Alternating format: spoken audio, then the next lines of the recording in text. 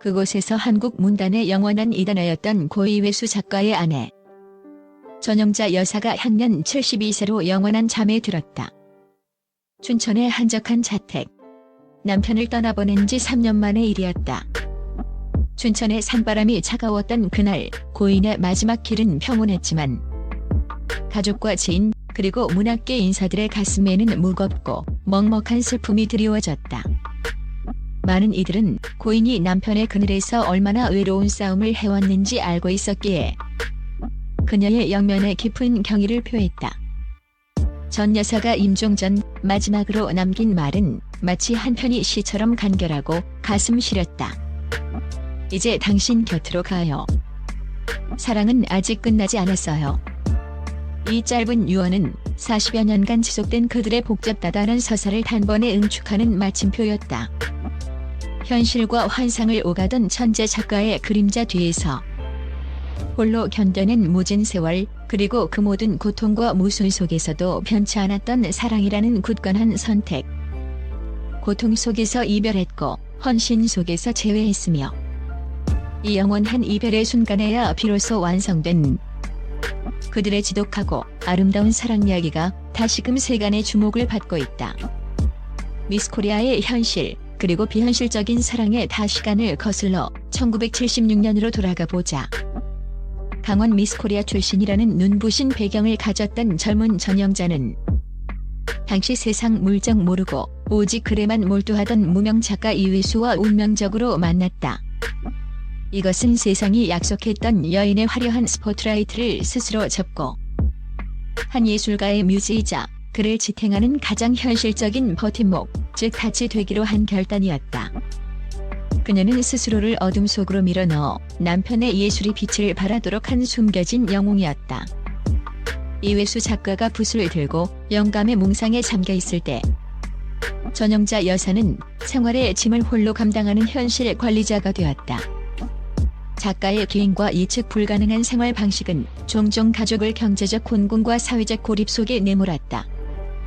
그녀는 남편의 비현실적인 삶을 지탱하기 위해 가족의 생계를 책임지고 빚을 막기 위해 팍팍한 현실과 정면으로 맞서 싸웠다. 문학계 인사들과의 관계 유지, 출판사와의 복잡한 재정 문제 해결, 그리고 강원도 산골에서의 외로운 육아까지.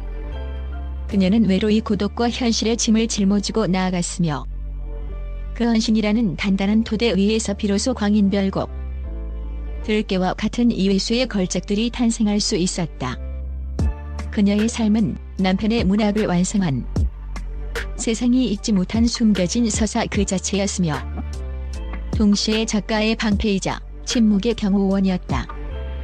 가장 복잡했던 이혼, 헌신으로 완성된 재결합의 인연. 그렇게 44년을 함께했던 두 사람은 2019년 대중에게 충격적인 협의 이혼 소식을 전했다. 오랜 세월 쌓였던 현실적인 무게와 감정의 골이 얼마나 깊었을지 짐작하게 하는 대목이었다. 많은 이들은 이로써 문학계의 전설적인 커플의 파란만장했던 이야기가 마침내 종지부를 찍을 것이라 예상하며 안타까움을 금치 못했다. 그것이 세상의 시선이었다. 법적인 분리와 감정적 해방의 시작. 그러나 운명은 그들을 가만두지 않았다. 이혼 발표 이듬해인 2020년 이회수 작가가 갑작스러운 뇌출혈로 쓰러지자 전 여사는 주저없이 춘천에서 병원으로 달려갔다. 이미 법적으로는 남남이었지만 그녀는 가장 먼저 도착해 간병인의 자리를 자처했다. 그녀의 간병은 2년 동안 하루도 빠짐없이 지속되었다. 그녀는 남편의 손을 잡고 조용히 책을 읽어주고 거동이 불편한 그를 묵묵히 돌보았다. 이 기간 동안 그들의 관계는 결혼이라는 제도적 틀을 벗어나 오직 인간 대 인간의 깊은 사랑과 헌신으로 제정이 되었다.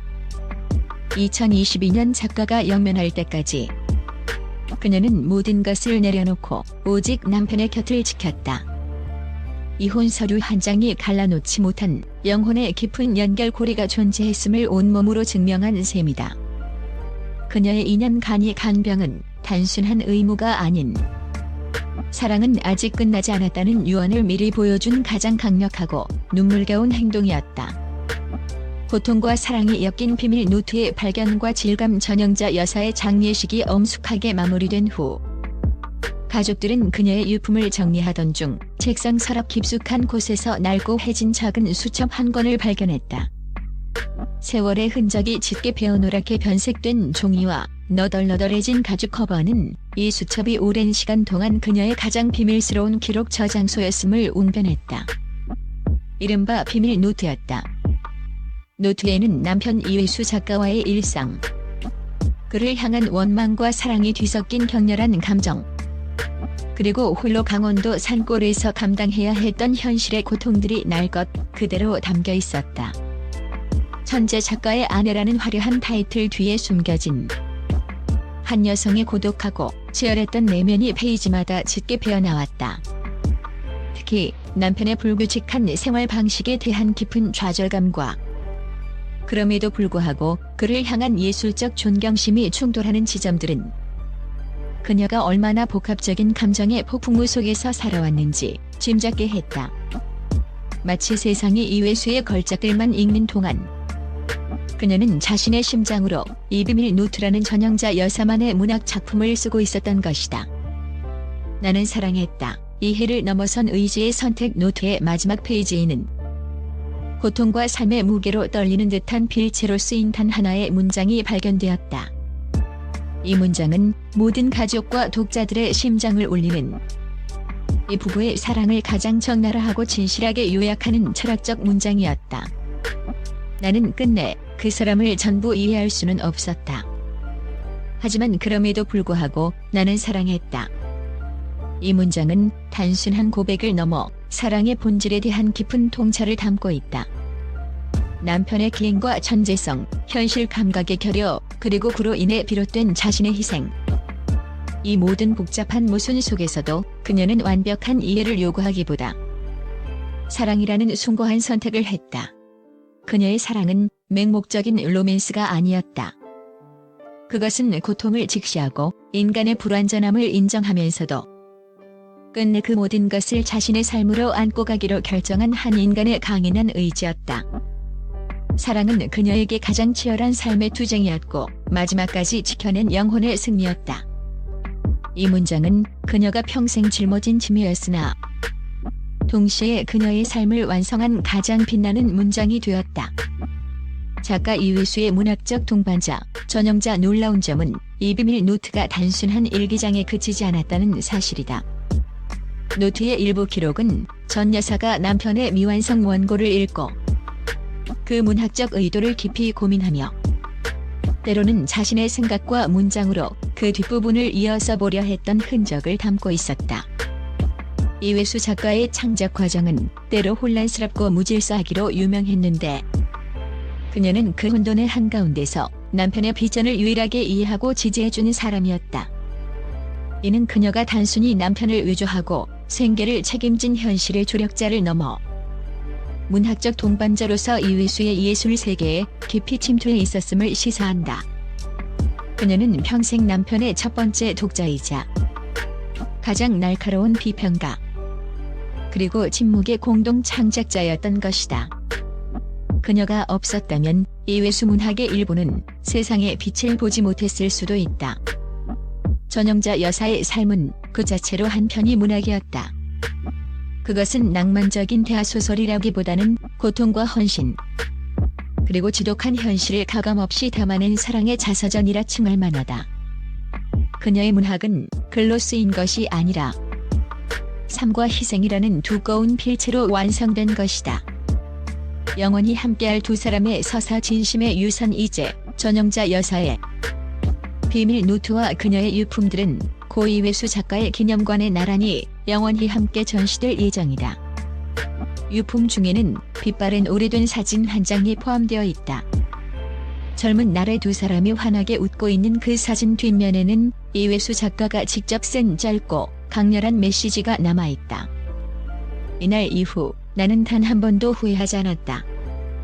작가의 이 확신에 찬 한마디와 아내의 마지막 문장 나는 사랑했다가 교차하며 비로소 이 부부의 이야기는 완전한 형태로 독자들에게 전달된다.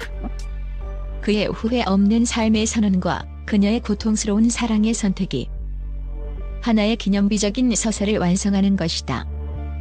이들의 이야기는 단순한 유명인의 가십이 아니다. 한 인간이 다른 인간을 향해 보여줄 수 있는 사랑의 가장 복잡하고 아름다운 형태. 즉 사랑은 운명이 아니라 매일 고통을 감수하며 이어나가야 하는 숭고한 선택임을 증명한 한편이 독립된 주체적 이야기의 주인공으로 영원히 기억될 것이다. 그녀의 진심의 언어가 남긴 여운은 춘천의 산바람처럼 길고 깊게 한국인의 가슴에 남을 것이다.